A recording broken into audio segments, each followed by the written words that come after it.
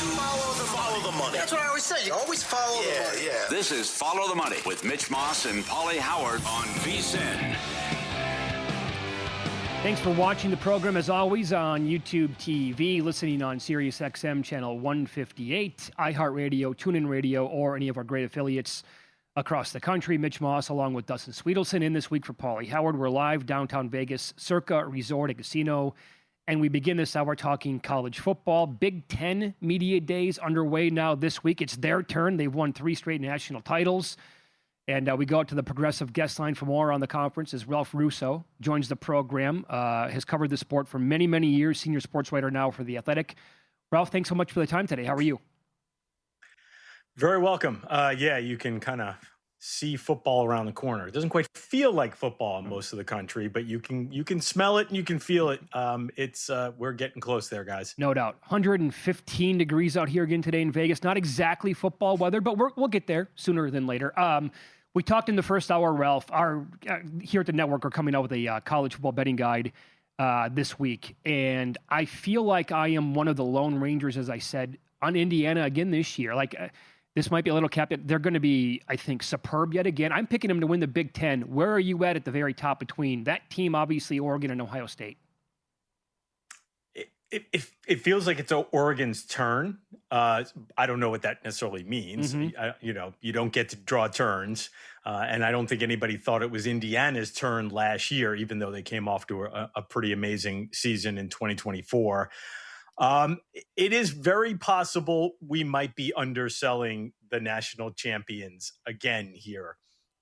There is also, listen, I do understand the feeling of Josh Hoover's a good player. Is he going to be as good as Fernando Mendoza? And if he's not, okay, there's a little regression there. I think they did an even better job in the portal this year in terms of bringing in a good example is a Nick Marsh from Michigan State, who's a pretty high quality player. Maybe not necessarily the JMU guys and some of the G6 guys that they've been relying on before, where they are doing a little bit more of identify and develop. So, right, you're bringing in a slightly higher level of talent. It's also hard not to look at a team that went 16-0 last year. Everything breaks your way, magical season, and not think, again, some regression is coming. So, again, I'm leaning more towards it's Oregon's year. It's hard to believe Ohio State has not won the Big Ten since 2020. Oh. That sounds crazy. Wow. But also, in this world, not winning the Big Ten is not that maybe that big of a deal, right? Ohio State's won a national championship more recently than it won the Big Ten. Crazy. Yeah, you mentioned Oregon there, and I'm a big Oregon guy. I love Dan Lanning. Dante Moore's back for another year. He didn't want to be a New York Jet, so he gets to be a Duck one more time. Get some help at receiver with Evan Stewart being healthy. Some other guys like DeCarrion Moore returning. But the defense, I feel like the defense has so many guys back that you kind of know what you're getting the production from. Why should people believe that Oregon, in a big game in the playoffs, things will go differently for them this time around? Yeah, it's so interesting. We were just talking about this as a staff, how quickly a coach and a program can pick up that can they win the big one label. Dan Lanning, I believe, is 40. I don't even know if he's turned 40 yet. Maybe he's 41. He's young. He hasn't been there that long. I don't have the numbers in front of me. He's 40. I believe, yeah. Okay, there you go. He's 40 years old, and I believe since he's been at Oregon, Oregon has lost about 8 games. 48-8. 48-8 overall. Thank you. So my point being is how quickly we get to, I don't know, can this guy win the big game? Like guys, like he's 48-8 and he won the Big Ten and they've been in the playoff the last couple of years. Like the things seem to be going fine there. But maybe it's just the world we live in now in terms of, again, what expectations are against. The expectations are very high there. If he doesn't do better than a couple of playoff wins, I think this narrative around him will continue. But I do think, as you said, like the defense seems to be the place to me where I could elevate expectations. Now, I will say they bring all these great defensive linemen back, Amari Washington and company. all the backups left, right? So they are it again in the new age of NIL and transfer portal. Like, it's great to keep your starters who would all be in the NFL, but your backups tend to be like, yeah, we're out of here. We're going to go places where we can start. So that there's a little give and take that comes with that. Again, I think Dante Moore, the receivers, you said. The one question I think I might have for Oregon beyond everything is what is the state of that offensive line? It's a little bit of a good news, bad news. There's a lot of turnover on that offensive line again, but a signal that things might be in good shape. In the past couple of years, they've gone portal heavy in filling some spots on that offensive line. Not quite as portal heavy this year, which suggests to me or signals to me they feel like they've got some internal options through very good recruiting classes over the last couple of years to plug those holes.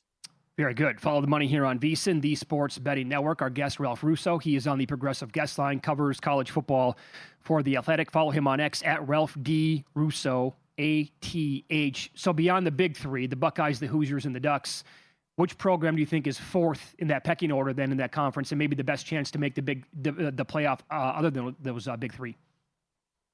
Yeah, I probably will go with USC, and that I'm a little reluctant there because USC's they'll let you down, baby. Like the Trojans have not been a high confidence pick in recent years. Mm-hmm. I'll frame it a different way. I find USC to be maybe the most fascinating team program in the country heading into 2026. I think the variance there, all the storylines, Lincoln Riley talking about after 3 or 4 years, I've lost track now, of being at USC, now the window is open to win championships. Really? We're at USC, like the window just opens now? Okay, but that's cool. Top recruiting class coming in, looks like a good roster. How much will they have to rely on these freshmen? In talking to some people who know that roster and are pretty familiar with it, maybe more than you would like to rely on freshmen, especially on the defensive side of the ball. But I just think the range of outcomes for USC, stretching from make the playoffs, really be a serious contender in the Big Ten, to, hey, maybe they're yet again sort of outside the elite group and not a real contender, a little bit more of a pretender. And what that means to Lincoln Riley's status there, they still owe him $1 zillion, give or take $1 or $2. So whether you can move on from him if things don't go well and whether you would want to. So there's just so much in play at USC. I'll mention USC just because I think they are endlessly fascinating with how the season could play out this year. Staying in the Big Ten, I think a team a lot of bettors are fascinated by, Ralph, is Penn State, or if you want to call them the new Iowa State with all the transfers that come over there with Matt Campbell. Schedule is juicy. No Ohio State, no Oregon, no Indiana. Win total's 8.5. How does this team not go over that win total? And are they a playoff team this year one of Campbell? So, listen, you guys dig into the numbers and you put your money where your mouth is. I don't necessarily do that. But I have a rule of thumb. If the best thing you can tell me about a team's chances to have a great season is look at that schedule. If you keep going back to look at the schedule, often cringe will go, yeah, but what about the team itself? And I think Matt Campbell was a great hire. I am not overly concerned with the influx of Iowa State players because they didn't bring 70 Iowa State players. They brought about 20, and they have some very good players at Iowa State. That team was very good. So it's not like you're importing an entire Big 12 roster, but yes, you're importing the top tier of a Big 12 roster. Some good guys left behind. Like, I think the future is bright there, and I do think they are in a good position to have a good start, to get some momentum, hit the ground running, right, with a very good season. But again, it goes back to that idea of the schedule. If the team itself isn't really good enough, if I say I'm going to give you a slightly different schedule, and at that point you'd say, well, that's not really a playoff contender. That's not really a playoff contending roster or a team. I would say a loss or two will find you. There's a loss or two on that schedule that I'm sure will find Penn State simply because they are not at the talent level that they maybe will be. Now, again, does that mean they clear 8.5 and they get to 9? 9 seems pretty comfortable. But again, my question is, in terms of ceiling, are they a 10-2 team? Are they a team that can really contend for a Big Ten championship? And my suspicion is, even though you look schedule, somewhere on that schedule is, I suspect they will catch an L that we're not seeing in August. A little shrapnel that you don't July. see. Yeah, I like that. Yeah. About a minute left here, Ralph. Who are you going with in the SEC? Are you going with one of the two at the very top, Georgia, Texas, or are you going to go with another team there? No, I'm going Georgia, Texas, and I haven't quite landed on which order. I am fighting the urge to make. I'm a AP voter now. I used to work at the AP for a long time, so I used to be on the other side of it. And I voted Texas #1 last year. Didn't work out great, but also didn't work out terrible. Texas was not a terrible team last year compared to like Clemson or Penn State, right? Other top 5 teams that flopped. And now I'm having this existential crisis of whether I want to go hook my wagon to the Longhorns again. Fair enough. Ralph, great spot. Pleasure talking to you. Thanks so much for the time. Enjoy the rest of the summer before football kicks off in, about a month or so. Appreciate it, guys. Thank you. There you go. Ralph Russo, longtime college football writer, now with The Athletic, at Ralph D. Russo, ATH on X. I like what he was saying about the schedule thing. It's like if you buy a car, you go, yeah, well, I got a good deal. Yeah, but is it a good car? You're going to be at the mechanic every week. Right, yeah, muffler doesn't, I got a new muffler now. But it was all of a sudden, affordable. blinkers are not working. The engine, I'm not so sure about, but, in my price range. We'll go over some best bets that we have in college football coming up on Follow the Money. It's VSiN, the Sports Betting Network.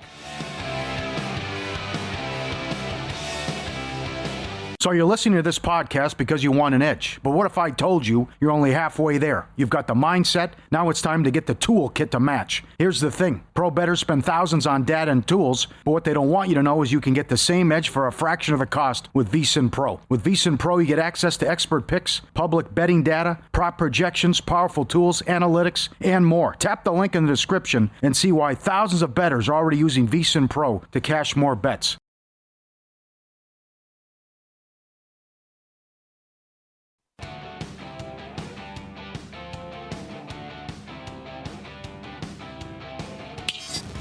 This is Follow the Money on VSiN.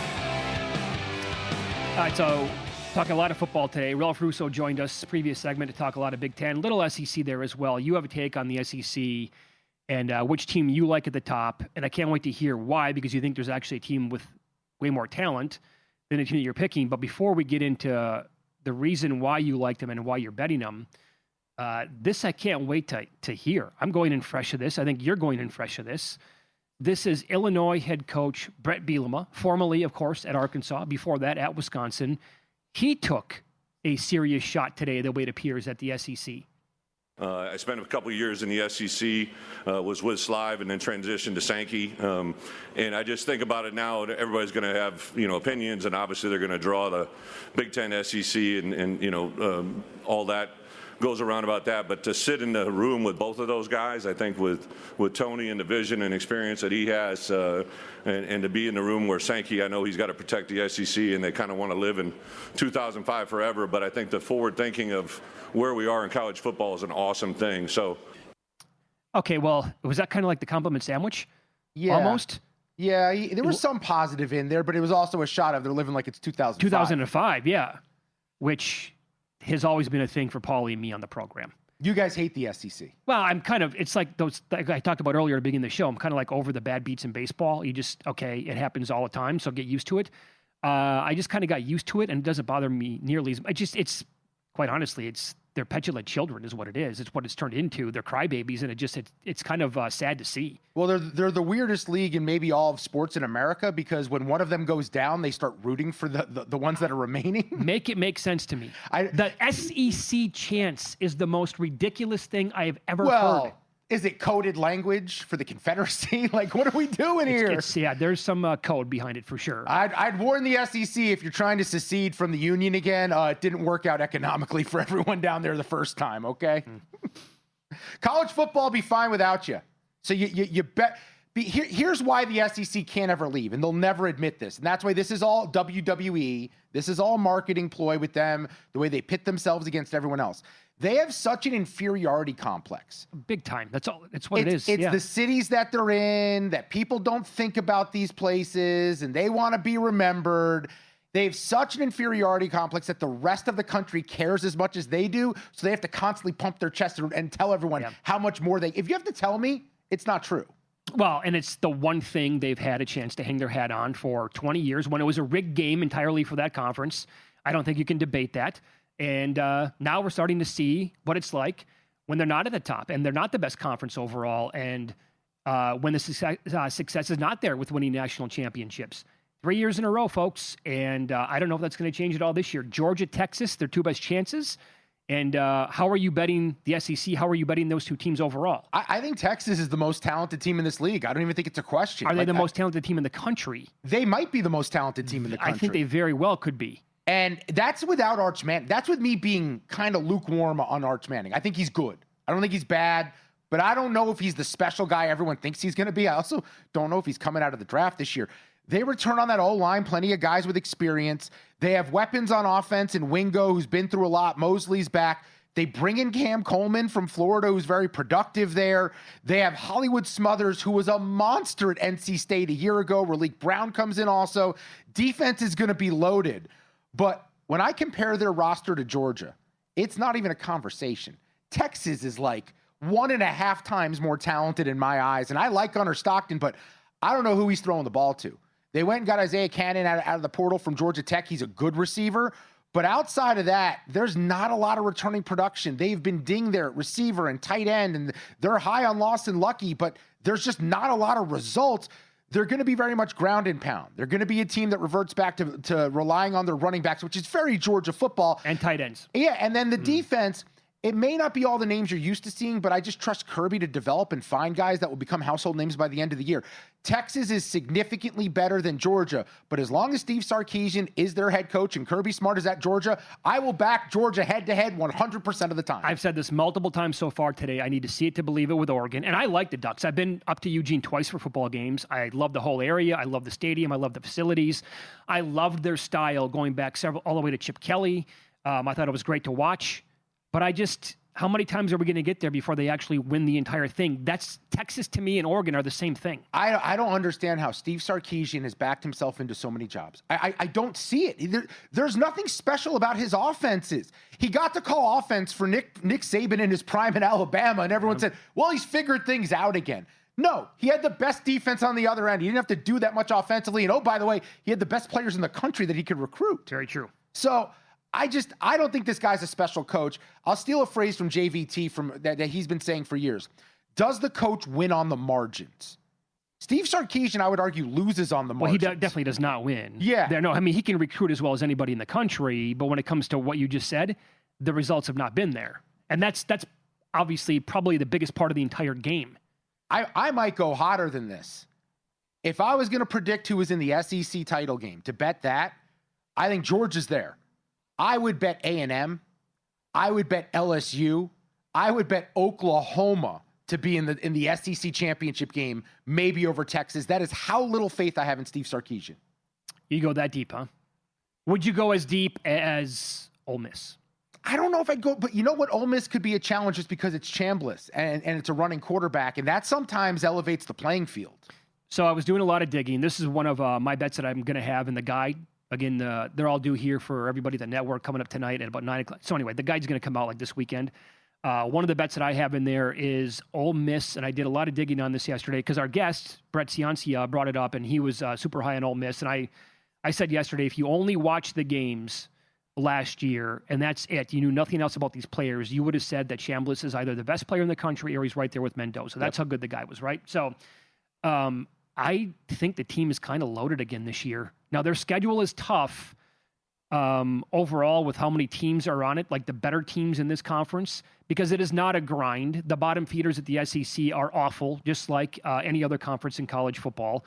But I think that they brought in enough talent overall that this team, and I bet them over 8.5 last night. I found this team had more numbers than any other team I looked at last night for the most part. I found over 8.5 plus 150, and I found plus 220 to make the playoffs on this team. Ooh, here's the conundrum I have for Ole Miss. Pete Golding, I like as a coordinator. I like him as a football guy. He's been around the game for a long time. He had to grind from Division II. He's not a silver spoon guy like Lane Kiffin was, and he's getting this opportunity. It's really easy to galvanize in the playoffs when your backs are against the wall and you're trying to prove Lane Kiffin wrong. I'm very curious what a full offseason of him implementing a plan and an ideology on this program looks like. That's a concern. And then secondly, if they are not a team that's in the title game, in the SEC title game, and they're on the fringes, and their schedule finishes the last 2 weeks with Wofford and Mississippi State, will the committee hold that against them if they're a team being debated for one of the final at-large spots? I mean, they can change their minds for sure. I mean, the committee can, right? They do it all the time. Like, they have no criteria. They have no plan whatsoever. That's what they've kind of told us in the public eye going back. And last year was the same exact thing with the whole nonsense about where they ranked Notre Dame and Miami and some other teams overall. So that's actually kind of my write-up with the team as well, is that clearly this team, after Lane Kiffin left during the playoff run, they had an extra chip on their shoulder. They played with that edge that players always talk about. We need that, could we find a little bit more motivation? Well, I would say it's the playoffs. You don't need any more motivation, but their coach just left them. So they're like, they were completely fired up. And oh, by the way, they were a different call away from playing in the national title game against Indiana. Oh, yeah, they were. 100% they were. So I don't believe in momentum specifically from one season to the next. So how will that edge be, or how will that chip on their shoulder be entering this season still to kind of like prove Lane wrong for the full year? Can that fire be there like that again? That's what I don't know if you recapture that energy. I don't either. Because there's a break now. It's like when you have a hot team going into their bye, you're like, oh, God, there's no way they come out of the bye rested and they're going to just pick up with this momentum. The one element I'll give them a lot of credit for, they're all in on the ground and pound, right? When you have Chambliss who can run, Kwan Lacey is back. They brought in transfers from big schools, Michigan State, and a kid from, I think, UTEP comes in at running back. So they're committed to playing this conservative game because they can. They don't have to put the ball in harm's way because they have so many dynamic options on the ground game. That is one element I like. A defensive head coach who has a strong run game, which then sets up the passing game.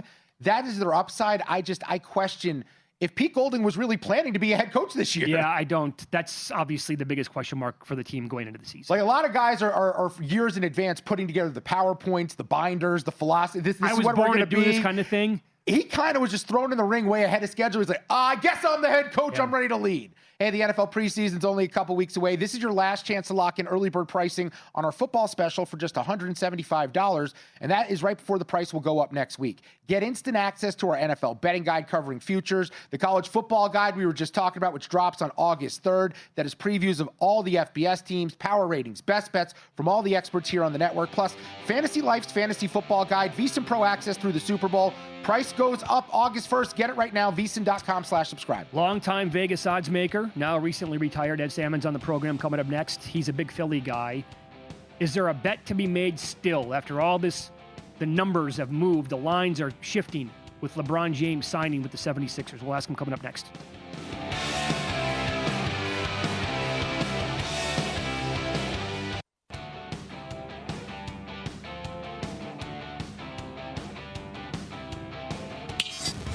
This is Follow the Money on VSiN. Welcome back, Mitch Moss, Dustin Swedelson. We're live in Las Vegas. We go out to the Progressive Guest Line, longtime Las Vegas odds maker. And when I say recently retired odds maker, I guess I'm talking about today's his first day of retirement. Ed Salmons joins the program now. Congratulations, by the way, on an incredible run, and happy early retirement here, Ed. Thanks, Mitch. I appreciate it. So you're a big Philly guy. Yes. Did you have any idea, like any inkling whatsoever, maybe connections back there, a feel for the organization, following this team for as long as you have, about the possibility of the 76ers landing LeBron James? No. I mean, beforehand, absolutely not. I would look at the future markets, and the longer it went, the lower his odds to Philly went. So, I never really thought he would consider them. And then as time went by, I definitely thought there was no chance. Well, how do you think they all fit together? And do you think it warrants them being the second shot in the Eastern Conference behind the Knicks? Right now, Philadelphia around plus 350 to win the East, where that whole conference has gone through a lot of changes this offseason. Yeah, it certainly has. I mean, this time last year, the thought out there was the Eastern Conference is the terrible conference and the West is a strong conference. And as we went through the year, the East wound up winning the championship in the Knicks. So I think they definitely got some believers on their side. And this offseason, there's so many teams in the East have gotten better. And it's really deep this year. You could, obviously 1 and 2 with Oak City and San Antonio. But after that, you can make the case that there's a lot of teams in the East that, would be power ranked next. How do you think they're going to approach the regular season? The Sixers, that is, obviously. You think they go for it? Do they try to be the 1 seed? Is there a bet to be made, I guess, like maybe with a win total over on this team or maybe to win the entire thing? I think so, Mitch. I mean, the thing they've had the last few years, and it started when they signed Paul George, is the last preseason game they played, he got hurt in that game. And that's the year Embiid had played in the Olympics, and he wasn't even practicing. So he never started the year. He missed the first month, and then Paul George was hurt to start. And then they basically reached a point where they had to figure out, all right, is it worth fighting to try to get in a play-in or just dump a year and take the draft pick, which they did, and they were lucky, and they got Edgecomb. And, he obviously, I thought for his rookie year was amazing, and I look for nothing but better things from him in the future. I mean, Maxey to me is a solid player that's very underrated. And, last year as the season went on, I think Embiid played in somewhere 39, 40 games, something like that. But he actually, his offensive game and even his defensive game, it really came back to about 2 years before. So he definitely showed some things. He obviously still, you don't want to play him 35 to 38 minutes, which they were forced to in the playoffs, and they came back against Boston. But, with this team they have now, I mean, they can certainly play him, a lot of games, 24 to 26 minutes. Just run him to start the game and the third quarter and call it a night. And I think they can really get him up to, say, maybe 50 or even 55 games this year. I think it's spot on right there. The East has 7 teams, 10-1 or shorter to win the conference. The West only has 2 teams underneath that 10-1 mark. Denver is at 11-1. Minnesota's 13-1. But now we're stretching it out here. In your time bookmaking, because LeBron in Cleveland, LeBron in Miami made it difficult in the East to price everyone else. Do you ever remember the East having this many options compared to the West only having a few at the top?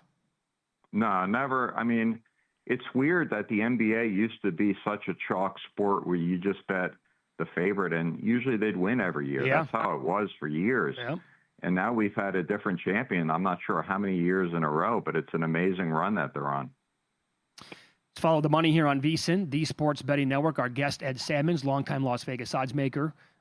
Today, first day of retirement overall. I saw you at your retirement party about 10 days or so ago. We were talking about some NFL win totals overall. And I remember you came on the air with us last year, and you had a bet on the Saints under 6.5, and you said basically it's impossible for this team to win 7 games.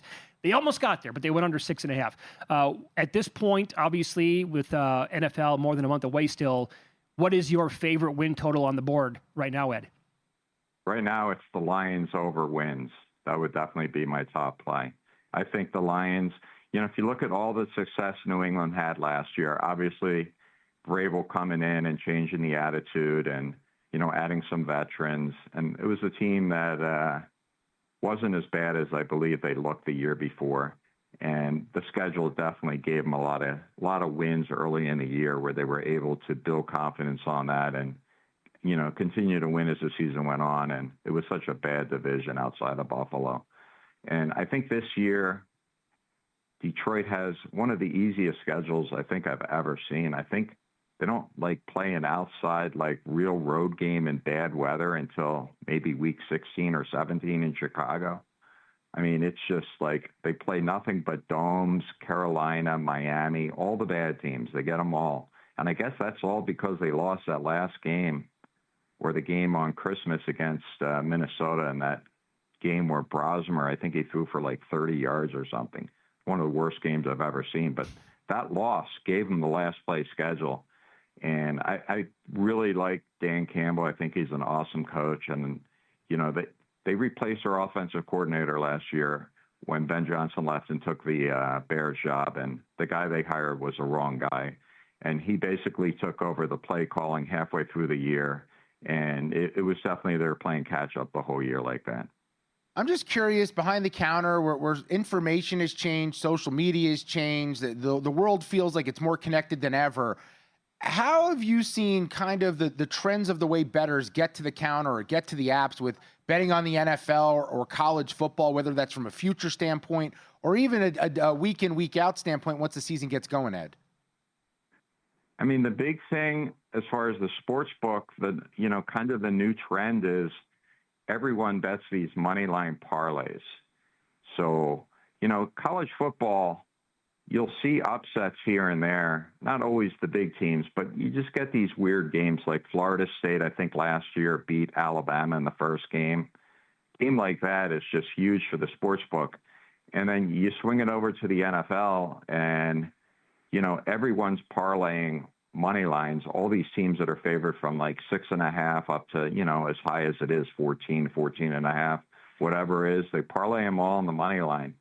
And we basically are going to need one of those underdogs to win outright, or you're going to lose a lot of money on those parlays because people are not afraid to put, 3, 4, 5 teams in there. And that's a lot of our decisions are based on, an underdog to win. And it's spotty how it goes. I think 2 years ago it was a really rough year until the end. Last year was a little bit better with some underdogs winning outright, but that's a big thing I've noticed. Ed, is there something that you're most proud of during your illustrious run as a great odds maker here in Las Vegas? I would say the number one thing is, I've had so many people that I've worked with. I mean, Jay Cornegay and Kirk Brooks, I started under them, and Jay was incredible to work with through the years.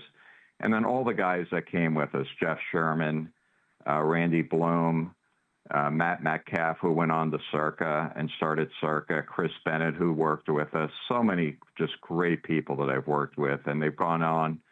And, Matt and Randy, or Jeff and Randy are moving over to Circa now, and they'll be a big addition for Circa Sports. And, I'm mostly proud of all the guys I've worked with and what they've done afterwards. Yeah. Well, you were sitting side by side with Sherman for decades. Since the 90s. Since the 90s, yeah. I'm sure you're going to miss it big time, right? Absolutely. Jeff's a great guy, got a great family man, and there's no one that knows more about betting and how to move lines and just understanding everything than Jeff. He's just awesome. Do you have anything planned away from this racket before the football season starts, like a vacation or anything like that? Or are you just going to be still involved on a daily basis? Oh, I started digging into my college football stuff, so I'm started with that. And, we've got a place up in Utah. We'll visit there.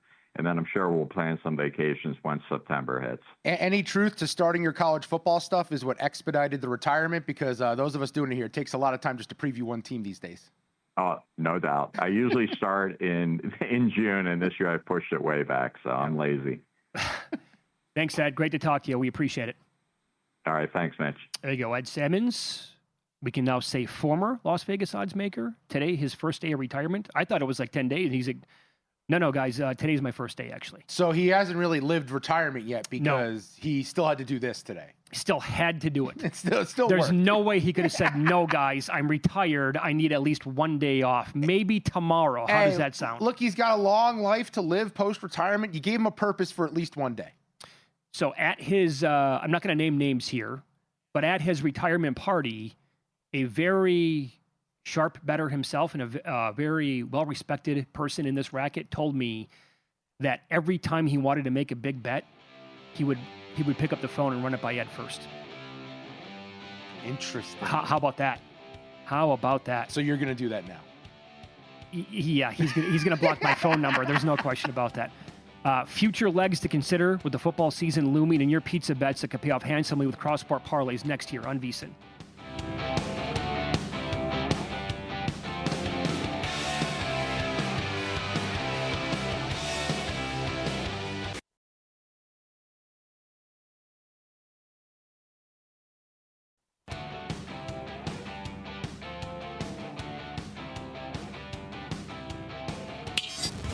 This is Follow the Money on VSiN. Do you like the service at Mitch and Paulie's? I don't tip. You don't tip? No, I don't believe in it. Leave us a tip on your way out. You don't tip.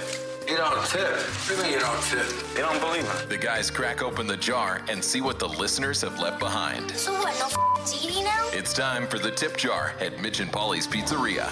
I probably crave pizza 3.5 times a week, but that's probably normal, is it not? You know what? I don't eat enough pizza, but that's because I'm a snobby New Yorker who left when I was 19, and now, I am a big Dom DeMarco's fan. There's a few other. You took me to a great place out here. Metro. It takes a lot for me to go, I want pizza when I'm not in New York. Okay, you really bother me. People like your kind really bother me with that attitude because there is so much great pizza now outside of that small little pocket. There are. I am trying to avoid carbs in general because I've had too many in 41 years on this planet, and that is just carbs and cheese, and I guess tomatoes. Tomatoes a fruit. It's not even a vegetable. Right? Yeah. So it's even healthier, right? Okay. I could tell you right now some great spots to go in Las Vegas and on the West Coast, and I think even a snobby New Yorker like you would be like, oh my God, you're right. No, there is. I don't think about it enough. There's places in LA. I went to Prime Pizza, which is amazing. There's always good spots, and I think Vegas offers probably 7 or 8 New York quality slices. Yeah, Vegas pizza when I first moved out here, it was never good. It was really a bad pizza town. And then the New Yorkers moved out. The Italians moved out here. Okay, so some of your pizza money bets from the audience here. I always love going over this. This is from PK in Denver. So a couple of those already banked on this cross-sport parlay. The Netherlands and Spain to win their groups. I do miss the World Cup, by the way. Those are winners. Capitals to win their division in the NHL coming up. West Virginia over 5.5 wins in college football. Michigan under 8.5. It pays 30-1. But it's always nice to have 2 already in the bag. Yeah, because what you're waiting for with this, the cash-out opportunity. And if the cash out is juicy enough, you know what? Just create a second parlay with the rest that's remaining where they stand right now. Sure. Let that one ride and make a little bit of money on this thing. This is from Kyle in Nashville. One of your possibilities for your bachelor party? Yeah. No. Oh, no, it was Austin and New Orleans. Austin and New Orleans. The fiance's going to Nashville. I've done Nashville, and I love Nashville. Great city. It's like Vegas. Everyone's in the same mindset. We're just here to have a good time. Yeah.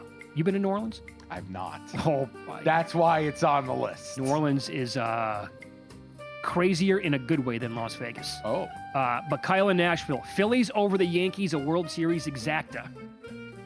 Yeah. Oregon to win the college football national championship, and Dak Prescott MVP. This pays almost 6,000 to 1. Look, if you're going to do this, go big. You got to take some bombs, obviously, to make it fun. It's almost 6,000 to 1. You put $5-10 on it, and you hope it ends up being live. Look, Phillies over Yankees in the World. I don't think that's that crazy. Now, Aaron Judge has to return, but the American League stinks. They still might win the pennant without him. I love the Phillies. Oregon College Football Playoff, I can get behind. I'm high on them this year. And then Dak MVP. It's weird. I've become a Dak guy over the last 2 or 3 years. Yeah, I mean, he's very good. Yeah. He's really good at playing the position. And he gets ripped on a ton, and I've been part of that mob as well. Sure. To really let him have it, but and you know what? I kind of do like the Cowboys this year, but are they going to win 12, 13 how good? games? There's a ceiling. Yeah, be in the mix for the 1 seed. I would say this. The ticket would have no shot if the American League was actually good this year. Yes. But because I don't like this Yankees team, how can you right now? Current form? How about Volpe last night dropping that fly ball? This kid is an absolute disaster. Dude, you gotta move on for his own mental health at this point. Yeah. Put him somewhere else. It's knob-block territory already. Yeah. So, and he used a 25% boost on that, by the way. Dan in Tennessee. I think maybe neighbors with Kyle. Fleetwood top 5. That's already a winner. Okay, so now you can bet either or, Phillies or maybe you bet them both. Phillies or the Dodgers to win the World Series. It's a double chance. They offer double chances. Oh. And the Rams to win the Super Bowl 70 to 1. Dan in Tennessee. Dan. Now we are talking, buddy. Cooking here. This is beautiful. This looks like was that DK or is that Caesars? I think it's DK. That This is very strong. Philly, I got to work the double chance. Now the double chance is something that's going to have to be worked into this on a weekly basis here. I feel like it's Dumb and Dumber. You can't double triple stamp. That, seriously, you can mix and match. You can toggle through it like that. Oh, that's good. Oh, See, I'm into it. That because I want to get creative with the Rams because I'm not betting 5 or 6 to 1 to win the Super Bowl. But maybe that's a way to like tie them in somehow. It's almost like round robining it to a degree. Like you give yourself a little hedge opportunity there. This is going to turn into the winner without Scotty Scheffler thing. Oh, that you got to do. Yeah, that's a good call. Right.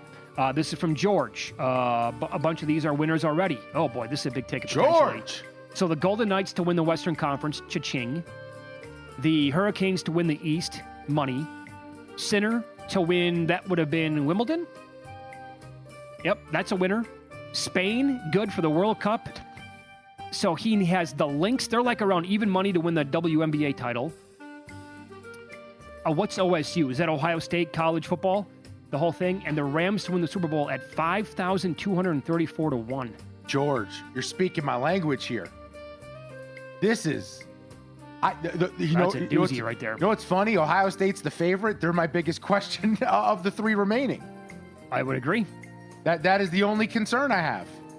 That's a good... George, you can start to get creative, my man. Yeah. Yeah, I would just build tickets against it now. Sure, right. Mike in Iowa. Cam Young, top 5. That's a winner. That was at the Open. The Knights to win the West, good. And the Yankees to win the American League, 164 to 1. Oh, that was actually Cam Young from the Masters. 164 to 1. Wow. So he has the Yankees Open to that big of a ticket now.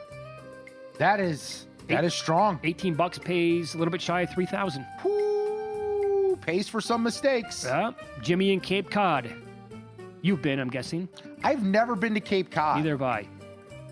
Massachusetts doesn't feel like a very welcoming state. Well, our head honcho here, Steve Cohen, he vacations in Cape Cod. Well, he's in a different tax bracket. On a yearly basis. I hope he's okay with me saying that on the air. He's like, Mitch, you got to bring the wife and the kid out to Cape Cod. I know they have great potato chips. I'm guessing they have unbelievable seafood out there as well. Yeah, that too. But Super top 20. Texas Rangers to make the playoffs. Oh, well, they're winning the division right now. Yeah, and Coco Gauff to win the U.S. Open 47 to 1. Also has a couple of tennis players in the final leg as well. Yeah, that's strong. To make it a bit better ticket. Justin in Vegas. Oh, man. Oh, this is Justin Emery. Yeah. Okay. Producer of Money Moves. So he loves betting K props every day. And he does the Caesars offers who's going to have the most Ks on a daily basis. You can use that in the parlay? Well, we're learning things now. Whoa. As this segment progresses here. To quote Paulie, whoa, mama. Here's a ticket that he recently put in. It was Mizorowski to lead. This was a couple of days ago when he had 12 in like 5 innings. With Ohio State to win the national title, the Sixers to win the East, and the Eagles to win the Super Bowl. That's more than 2,000 to 1 right there, pal. Hey, guys, let's not abuse this where they take notice that we're doing it with Mizorowski every start out going forward. let's be very selective in how we pair it up. This is kind of a bomb as well. Jack in West Virginia, the Yankees to miss the playoffs. Oh. Oklahoma over 7.5 wins in college football, and the Bills to make the playoffs 41 to 1. Okay.